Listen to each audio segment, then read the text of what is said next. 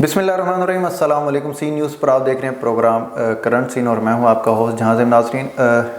Peshawar high court کے فیصلے کے بعد جب پاکستان تحریک انصاف کو بلہ واپس مل گیا تو دوسری جماعتوں میں بڑی بے چینی پائی جا رہی ہے۔ گفتگو کا آغاز کرنے سے پہلے آپ یہ کلپ دیکھیں گے۔ ایسا محسوس ہوتا ہے کہ جو ترازو ہے اس کو جھکایا جا رہا ہے ایک لاڈلے کی طرف۔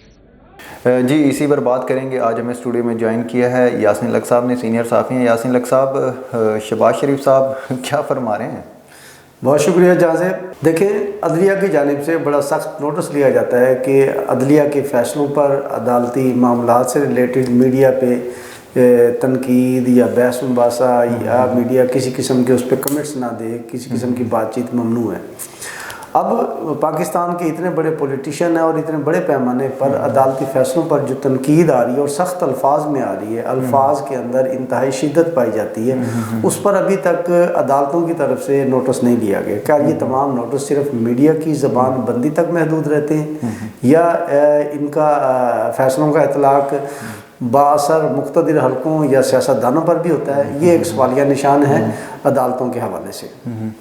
لیکن یہ دوسری جماعتیں اتنا ڈر کیوں رہی ہیں کہ جیسے بلے کا نشان واپس مل گیا، سب میں بے چینی پائی جا رہی ہے؟ پی ڈی ایم کی دوسری جماعتیں دیکھ لیں، پیپلز پارٹی ہے، مسلم لیگ نون نے تو ویسے سخت الفاظ میں انہوں نے اس کو دیکھا ہے، اس فیصلے کو۔ مریم اورنگزیب کی بھی پریس کانفرنس آئی ہے، اور اب جب شہباز شریف سندھ میں گئے ہیں تو انہوں نے وہاں پہ پریس کانفرنس کی ہے۔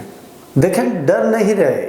اصل بات اس میں جو پس پردہ حقائق نظر آتے ہیں کہ آپ لوگوں کی کسی سے کوئی کمٹمنٹ ہوگی کہ بلہ بیلٹ پیپر پر نہیں ہوگا، بلہ الیکشن میں نہیں ہوگا، یا خان الیکشن میں باہر نہیں ہوگا، بیہائنڈ دی وال ہوگا، بند ہوگا۔ تو اس قسم کی کمٹمنٹ کے بعد جب یہ چیزیں فلفل نہیں ہوگی کمٹمنٹ، تو اعتراضات تو ہوں گے، سامنے آئیں گے۔ تو یہ اعتراضات میرا خیال ہے اسی وجہ سے سامنے آ رہے ہیں کہ آپ کی کمٹمنٹ تھی کہ بلہ بیلٹ پیپر پر نہیں ہوگا، تو بیلٹ پیپر پر جب بلہ بحال ہو گیا تو یہ اس وجہ سے ہو رہے ہیں۔ ادروائز کوئی بلے سے ان کو اور کوئی ایسا کوئی میرا خیال ہے نقصان نہیں ہے۔ یہ مس کمٹمنٹ کی وجہ سے لوگ زیادہ شور مچا رہے ہیں۔ دوسری جانب یاسین لق صاحب یہ بھی تو دیکھیں نا کہ بھئی مسلم لیگ نون نے اگر پراپر اپنی کمپین سٹارٹ نہیں کی، لیکن وہ پھر بھی پرعزم ہے کہ وزیر اعظم نواز شریف ہی ہوں گے۔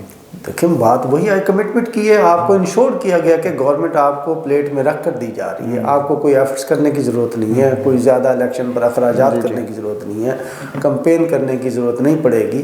تو وہ جو کچھ بھی ان سے طے ہوا اس وجہ سے وہ بڑے کانفیڈنٹ ہیں، بڑے مضبوط بیٹھے ہوئے ہیں قدموں کے ساتھ، اور وہاں پہ اسٹرانگ فوٹنگ ہے ان کی، اس وجہ سے خاموش ہیں۔ انہیں پتہ ہے کہ ہمیں پلیٹ میں رکھ کے گورنمنٹ دی جا رہی ہے آنے والے انتخابات میں، تو بس وہ ڈیٹ کا انتظار کر رہے ہیں اور کچھ نہیں۔ دوسری بات ہے، پبلک میں آنے کے لیے وہ کہتے ہیں کس منہ سے جائیں، وہ منہ بھی تو چاہیے۔ جو کچھ آپ نے گزشتہ 30 سالوں میں کیا ہے وہ سب عوام کے سامنے اب عیاں ہو گیا ہے۔ نہ تو اب اس الیکشن میں نورہ کشتی چل رہی ہے پیپلز پارٹی اور نون لیگ کی، نہ ہی الیکشن میں کوئی اور دھاندلی اور نعرہ بازی کسی کے خلاف کر سکتے ہیں۔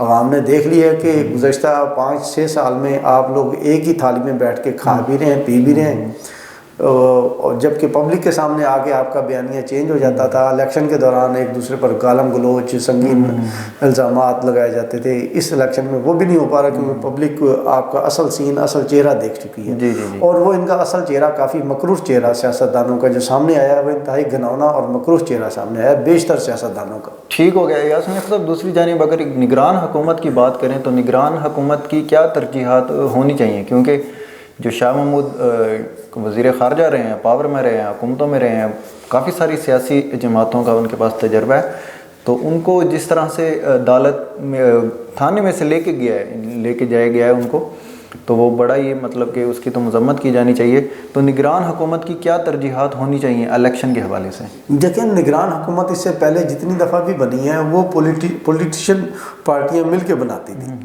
یہ واحد نگران حکومت ہے جو میرا خیال ہے کہ سیاستدانوں کی مشاورت سے نہیں بنائی گئی، یہ کسی اور کی مشاورت سے بنائی گئی ہے، اور کسی اور نے عوام پر یہ نگران حکومتوں کی آڑ میں ہم پر مسلط کی ہے۔ تو اس وجہ سے یہ الزامات ان پر دیے نہیں جا سکتے کہ اس سے پہلے نگران حکومتیں کچھ اور کرتی تھیں، وہ آلریڈی کسی نہ کسی طرح جمہوریت کا حصہ ہوتی تھی، تو انہیں جمہوری انداز اور جمہوری بیان اور جمہوری طرز طریقہ کار ان کو مد نظر رکھنا پڑتا تھا۔ یہ حکومتیں جمہوریت طرز پر نہیں آئیں، یہ کسی اور سائڈ سے آئی ہیں، تو جو کسی اور سائڈ سے آئی ہیں انہوں نے اسی کی بات کو سننا ہے، اسی کی بات کو ماننا ہے، جو لوگ ان کو لائے ہیں، جنہوں نے لانچ کیا، جنہوں نے کرسیوں پہ برجمان کروایا ان کو۔ ٹھیک ہو گیا یاسین لق صاحب، مختصر سا موقف دیجیے گا، پروگرام کا اختتام کرتے ہیں۔ یاسین لق صاحب، مولانا فضل الرحمان صاحب بڑے ناراض نظر آ رہے ہیں، اس کی پریس کانفرنس بھی آپ نے سنی ہوگی، تو اس میں وہ کافی ناراض نظر آ رہے ہیں۔ انہوں نے کہا ہے کہ پاکستان پیپلز جو پاکستان تحریک انصاف ہے اس کو ان کے ساتھ زیادتی نہیں ہو رہی، بلکہ ان کو تو لایا جا رہا ہے۔ پی ٹی آئی کے ساتھ زیادتی نہیں ہو رہی، پی ٹی آئی کو اس الیکشن میں پروجیکٹ کرنے کا پر کام ہو رہا ہے۔ جی، مولانا فضل الرحمان ہمارے انتہائی قابل احترام سیاسی لیڈر ہیں، ایک بڑی جماعت کے ہیں، تو مولانا ایک نظر سے صحیح کہہ رہے ہیں۔ دیکھیں، کھچڑی پک چکی ہے، جو اس کھچڑی کا بٹوارا بھی طے ہو چکا ہے، کس کو کیا دینا ہے۔ تو اتنی کوششیں پی ڈی ایم بنانے میں جتنی مولانا نے کی، پی ٹی آئی کی گورنمنٹ گرانے میں کی، اس کے بعد زمین گرم کر کے تتلیوں کے پاؤں جلانے کی، اور اس سے لے کر اور جو کچھ بھی انہوں نے کیا، تو ان کو اپنی قربانیاں یاد آتی ہیں کہ ساری ایفرٹس اور قربانیاں تو میری تھیں۔ پھل کھانے کا وقت آیا ہے تو وہ نون لیگ اور پیپلز پارٹی کو جو ہے نا وہ کھلایا جا رہا ہے، ان کو حصہ نہیں مل رہا۔ تو میرا خیال ہے کہ وہ یہ سارا شور وابلہ اپنا حصہ لینے کے لیے کر رہے ہیں۔ در حقیقت ان کو الیکشن سے یا بائیکاٹ سے کسی چیز سے کوئی غرض نہیں ہے۔ بائیکاٹ کی دھمکی دینا جو مقتدر حلقوں کو بلیک میل کرنے کے مترادف ہے، تاکہ اس بندر بانٹ میں، اس بٹوارے میں انہیں بھی کچھ دیا جا سکے۔ ٹھیک ہو گیا جی ناظرین، یہ تھا آج کا پروگرام۔ باخبر رہنے کے لیے دیکھتے رہیے سی نیوز پاکستان میں ملتان سے، جنوبی پنجاب کے مرکزی شہر ملتان سے کوئی بھی صحافتی برادری سے کوئی بھی شخصیت یا سیاسی شخصیت اپنا موقف دینا چاہتے ہیں تو سی نیوز کے پلیٹ فارم ان کے لیے حاضر ہیں۔ باخبر رہنے کے لیے دیکھتے رہیے سی نیوز۔ اپنا بہت سارے خیال۔ پاکستان زندہ باد۔ اللہ حافظ۔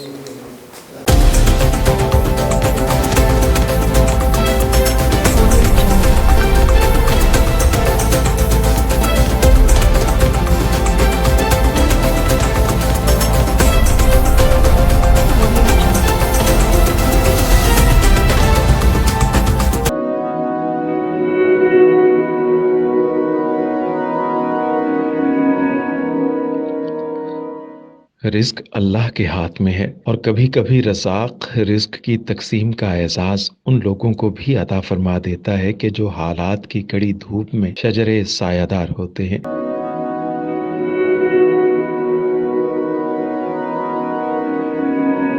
ملتان میں سلطان فاؤنڈیشن کی جانب سے مختلف مقامات پر سینکڑوں افراد کے لیے سلطان دسترخوان سجایا جاتا ہے۔